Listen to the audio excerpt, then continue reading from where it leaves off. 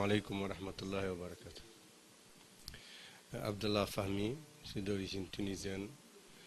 J'ai connu Serigne Touba en 1994 au Maroc par des qassaïd, qui ont récité les qassaïd de Serigne Touba. Et j'ai été stupéfait par la teneur. C'était la qasida de Sindidi, la puissance linguistique et le contenu spirituel. Et là, j'ai commencé à chercher sur Serigne Touba jusqu'à ce que j'ai atterri au Sénégal en 1997. J'ai fait mon dibour avec Serigne Saliou Mbacké et depuis, je suis là. Maintenant, je suis sénégalais, je suis marié, j'ai 5 enfants. Et on continue jusqu'à la fin, jusqu'à rejoindre Serigne Touba et Serigne Saliou. C'était le déclic, c'était au Maroc, à Tatouane, quand j'ai entendu la première fois les qassaïd de Serigne Touba. Mais tu sais, quand quelqu'un a des compétences en langue arabe, il y a certaines qassaïd de Serigne Touba, surtout ceux qui sont des munajat ou des prières sur le prophète Mohammed sallallahu alayhi wa sallam, Amdah Nabawiya, qui contiennent des subtilités linguistiques qui défient les normes de la poésie. Donc automatiquement, on est frappé par cela. Surtout que l'édifice islamique repose sur le Coran. Le Coran, c'est un miracle linguistique avant tout. Avant qu'il soit un miracle scientifique, il est un miracle linguistique parce qu'il est venu défier les Arabes dans ce qu'ils excellaient le plus, la langue arabe. Les Arabes, quand le prophète Mohammed sallallahu alayhi wa sallam a apporté le message d'Allah, n'étaient pas une civilisation. Ils n'avaient pas part aux sciences universelles, ni aux mathématiques, ni à l'astronomie, ni à la médecine. Ils vivaient des nomades dans le désert. Tout ce qu'il avait comme patrimoine, c'était la langue arabe.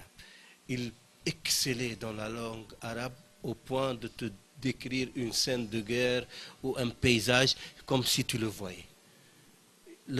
Toute leur force était dans l'éloquence.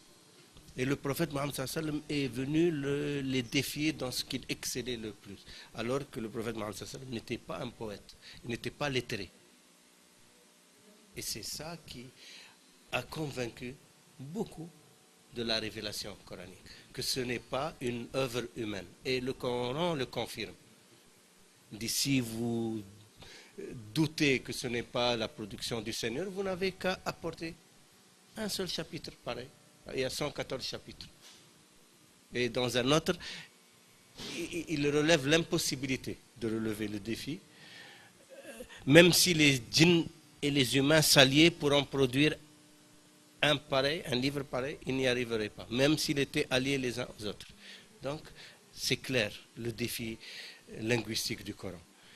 Et donc, ceux qui connaissent bien la langue arabe, quand ils lisent les ouvrages de Serigne Touba, ils sont stupéfaits devant la puissance linguistique déjà. Après, maintenant, c'est le contenu spirituel, les secrets qui se manifestent dans ces écrits. Ça, c'est comme on a dit, dans les parties des munajat et des panégyriques, les Amdah Nabawi. Maintenant, dans la partie scientifique, dans le tawhid, dans le fiqh, dans le tasawwuf, Serigne Touba dépasse tout ce qu'on a connu dans le monde islamique. Parce que non seulement il expose avec précision les problèmes théologiques, mais il tranche dans tout débat où il y a eu des litiges entre les théologiens, dans le tawhid. Dans le tasawwuf, c'est pareil. Il y a des points de litige, même entre les maîtres soufis, Serigne Touba tranche dedans. Et dans un langage précis et concis, qui ne laisse point de doute à la spéculation. Et ça montre une suprématie intellectuelle et spirituelle de Khadim Rassoul. C'est ça que j'ai découvert en Serigne Touba. Parce que après, quand j'ai commencé à faire mes recherches sur Serigne Touba, j'ai trouvé 32 qasidas de Serigne Touba en Isbani à Firin Khairol. J'ai un mouride, il s'appelle Mahmoud. Et j'ai étudié les Qassaïd et c'est là que j'ai découvert un autre monde qui s'est ouvert. J'ai dit, ce n'est pas possible que les musulmans ignorent cet apport miraculeux. Et après, j'ai trouvé que les Mauritaniens connaissaient Khadim Rassoul. Les Mauritaniens ont témoigné unanimement. Il y a un recueil de poètes mauritaniens. Il y a 56 poètes savants et Aoulia de Mauritanie, dont Cheikh Sidi Ababa, Cheikh Saadabou et beaucoup d'autres, qui sont très connus et qui ont témoigné que Serigne Touba n'a pas d'égal, ni dans le passé, ni dans le présent. Tous reconnaissent sa suprématie intellectuelle et spirituelle. Et les Mauritaniens, dans le monde arabo-islamique, on ne peut pas rivaliser avec eux, ni en matière de langue arabe, ni même dans les sciences islamiques.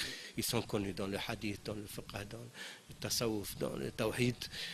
Partout où un savant mauritanien vient, l'Azhar en Égypte, ou Zaytouna en Tunisie, ou Qarawin à Fès, même les savants ils viennent puiser en lui. Donc, c'est eux qui connaissent le plus Serigne Touba, les savants mauritaniens. Et jusqu'à aujourd'hui, les Mauritaniens sont unanimes. Ils disent que Serigne Touba fait l'objet d'un consensus irrévocable pour tous les savants, jusqu'à aujourd'hui. Personne n'ose mettre en doute un propos de Serigne Touba. Il dit Serigne Touba a des particularités auprès d'Allah qui sont au-delà des compétences humaines.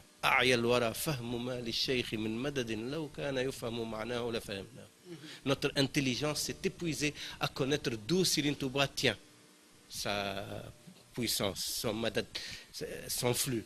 Si c'était humainement possible à connaître, nous on l'aurait connu, parce qu'ils sont les plus qualifiés.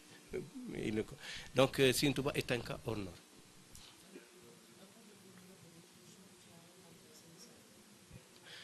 Donc après avoir compris sur Serigne Touba ce que j'ai compris, et après avoir adopté sa voix et son enseignement, et je me suis rattaché à Serigne Touba de cœur, d'esprit. Et là, je voulais maintenant vivre le mouridisme avec les disciples de Serigne Touba. J'ai demandé qui c'est les khalifes de Serigne Touba, parce que généralement, le fondateur d'une tariqa, c'est un qutb qui a reçu du prophète Mohammed sallallahu alayhi wa sallam la permission. On ne peut pas fonder une tariqa comme ça. Ça, c'est les gens qui ne connaissent pas qui parlent de cela. On voit le prophète Mohammed sallallahu alayhi wa sallam à l'état de veille, qui donne la permission de cela. Et cette vision à l'état de veille, elle est connue chez les soufis. Elle est discutée par les salafis ou d'autres tendances, mais chez les soufis, elle est connue parce que de génération en génération, il y en a qui ont vu le prophète Mohammed sallallahu alayhi wa sallam, mais qui sont des hommes probes et reconnus par leurs compétences dans le hadith, comme dans le Coran, comme dans les sciences islamiques. Et le problème est résolu. Et même, il y a des méthodes et des moyens pour voir le prophète Mohammed sallallahu alayhi wa sallam à l'état de veille. Celui qui éprouve cela peut après en discuter. Alors, une tariqa se fonde après la vision du prophète Mohammed sallallahu alayhi wa sallam à l'état de veille, qui lui donne la permission. Généralement, la tariqa, elle est rattachée au prophète Mohammed sallallahu alayhi wa sallam directement. Mais à la mort du fondateur et du premier cercle qui ont accompagné le fondateur, qui ont été formés par lui, après les générations qui viennent, ils peuvent devenir, ils ont hérité des fonctions. Peut-être même certains ne sont même pas qualifiés, après ça devient des fois une tradition à perpétuer ou un fonds de commerce à gérer. Donc, j'étais très précis dans mes recherches. Donc j'ai demandé qui ont été les héritiers de Serigne Touba, les khalifes de Serigne Touba. On m'a dit que ce sont ses fils. Comment il était? On m'a parlé que du bien de tous. Serigne Moudou Mustafa, Serigne Fallou, Serigne Abdelhad, Serigne Abdel Qadir. Et l'actuel khalife m'a dit, ah, Serigne Saliou Mbacké, comment il est? Ah, lui vraiment, on n'a jamais vu comme lui. Il est exactement comme Khadim Rassoul dans ses actes, dans sa pensée, dans ses gestes, dans son mode de vie, dans sa bonté, dans son savoir. Il m'a dit, il fait l'unanimité. Alhamdoulilah. J'ai pris l'avion et je suis venu. Je suis allé chez Serigne Saliou.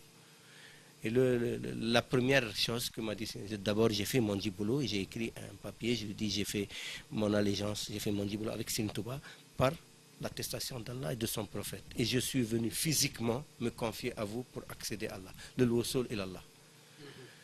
Alors, il a prié, il m'a dit j'accepte et j'agrée. Et après, il m'a fait entrer à l'intérieur par la Hadj Jakate et Hajlo, qui enseignait chez Sini Salou. Alors, après, ils m'ont apporté un repas. Ils m'ont dit Sini Salou t'a dit tu peux venir demain matin à la première heure, avant 9 heures, avant qu'il ouvre les portes, parce qu'il veut parler avec toi en privé. C'était en 97, c'était mars 97. Avril 97. Alors, j'étais venu le matin et on m'a fait entrer.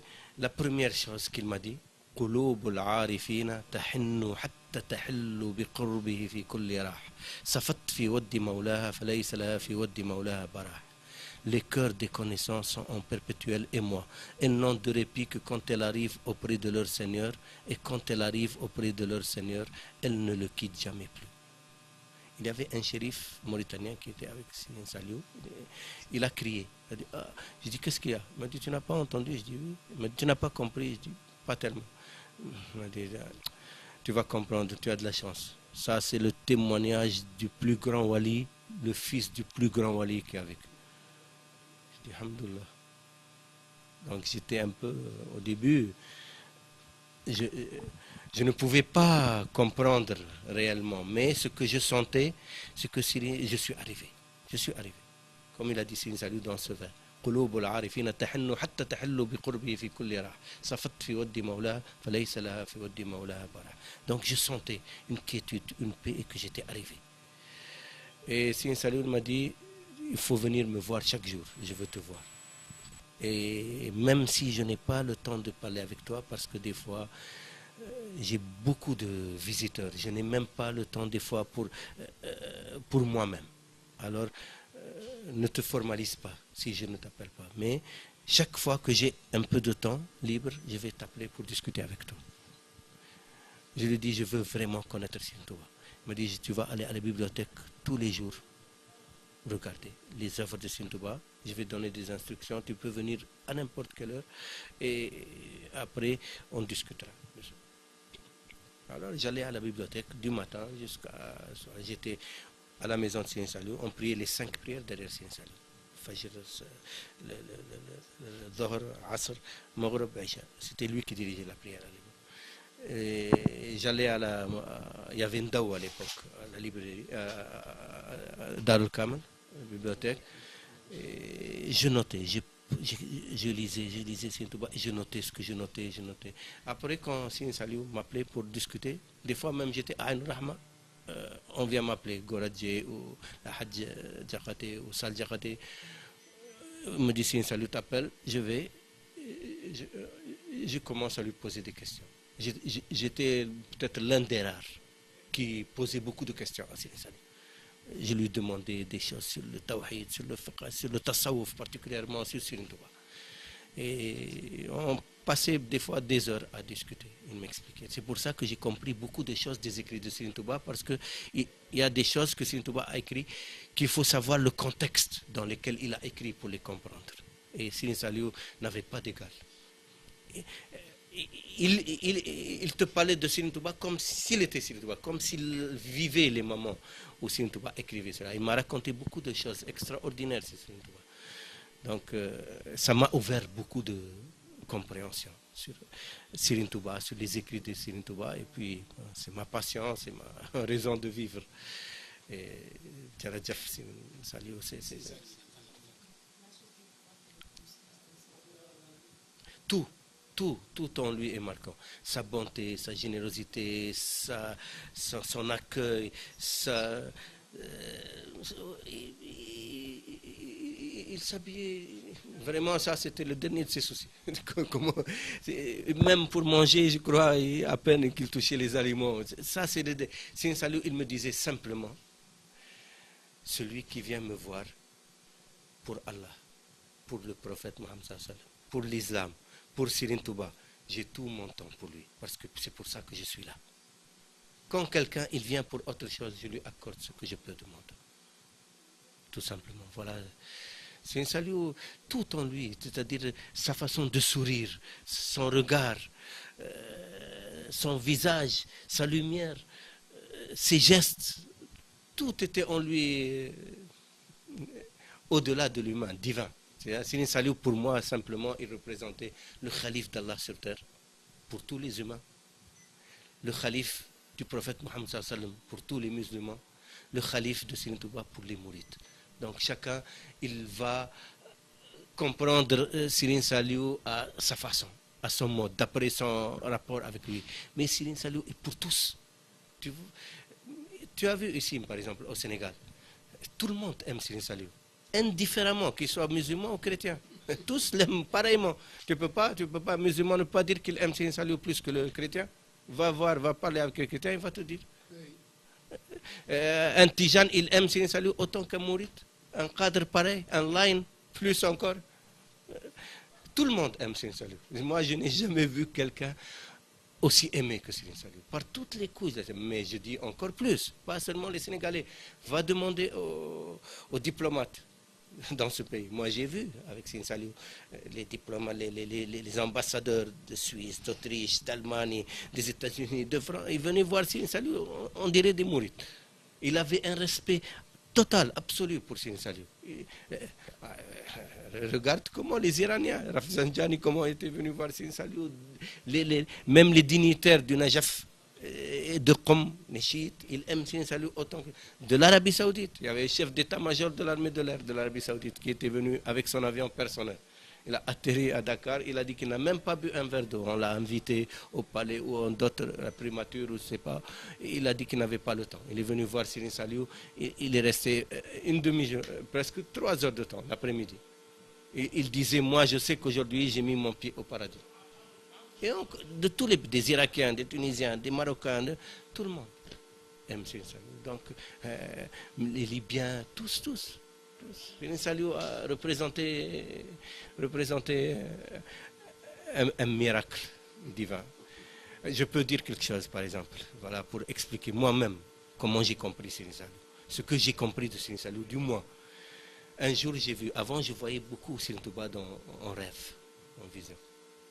J'ai vu Sirine Saliou, j'ai vu Sirine Touba qui était assis sur la chaise de Sirine Saliou qui est à Dourbel, que Sirine Saliou passe un mois de l'année à Dourbel. Il y avait une chaise grise, comme ça, un fauteuil où il s'asseyait, c'était cette chaise. Et je suis venu, j'ai fait mon boulot, mon ziar, comme ça je lui embrasse la main. Et Sirine Touba me dit, c'était Sirine Touba, mais la main, c'était la main de Sirine Saliou. Elle est particulière, la main de Sirine Saliou, avec comme ça, une bosse comme ça. Alors, il m'a dit, comment tu vas? Je dis, alhamdoulilah, en arabe, on parlait en arabe. Il m'a dit, est-ce que tu as trouvé ce que tu cherchais? Je lui ai dit, j'ai trouvé plus que je ne cherchais. Il me dit, alhamdoulilah, mais comment ça? Je lui ai dit, tu sais, avec Sirine Saliou, on trouve plus que ce qu'on cherche. Il m'a dit, ah, je suis très content de cela. Je dis, mais il y a une chose que je n'ai pas compris. La réalité de Sirine Saliou. Je ne suis pas arrivé à la pénétrer. C'était en arabe. Je dis, لم أصل إلى كنه حقيقة الشيخ صالح لم أصل إلى كنه أريد أن أعرف عن حقيقة الشيخ صالح لم أصل إلى كنه. Il a fait comme ça, Sirine Touba. Cheikh Salah, Cheikh Salah, 3 fois. Après, il m'a fait comme ça. Il m'a dit, Cheikh Salah, ayatun min ayatullah, huwa al-aya wa ma arsalnaka illa rahmatan lil alamin. Il m'a dit, Cheikh Salah, c'est un signe des signes d'Allah. Aya, c'est un signe. On peut dire verset dans le Coran, mais le sens c'est aya, signe. C'est un signe des signes d'Allah. C'est le verset coranique. On ne t'a envoyé que pure miséricorde pour les humains. Voilà, c'était en vision. Et je suis allé voir Sirine Saliou, je lui ai raconté. Parce que toutes les visions que j'avais, j'allais voir Sirine Saliou pour lui raconter. Alors quand je lui ai raconté cela, quand je suis arrivé, je lui ai dit, je n'ai pas compris la réalité de Sirine Saliou, je ne suis pas arrivé à la pénétrer. Sirine Saliou, il m'a regardé comme ça, il m'a dit, qu'est-ce qu'il t'a dit? Je dis, il m'a pointé comme ça avec le doigt, il m'a dit, Cheikh Salah, 3 fois, et après il m'a dit, Cheikh Salah, ayatun min ayatullah, huwa al-aya wa ma arsalnaka illa rahmatan lil alamin. Sirine Saliou, il a fait comme ça, il a souri avec, il sourit comme il m'a dit, et maintenant tu as compris? Wal ana fahimt? Donc, tout ce qu'on peut dire, c'est وَمَا أَرْسَلْنَاكَ إِلَّا رَحْمَةً لِلْعَالَمِينَ. Il a été envoyé comme pure miséricorde pour les humains. Et la preuve, quand Sine Saliou a changé de mode, il a quitté ce monde matériel, physique. Depuis là, on vit des problèmes insolubles partout. Partout, non seulement au Sénégal, partout. Voilà.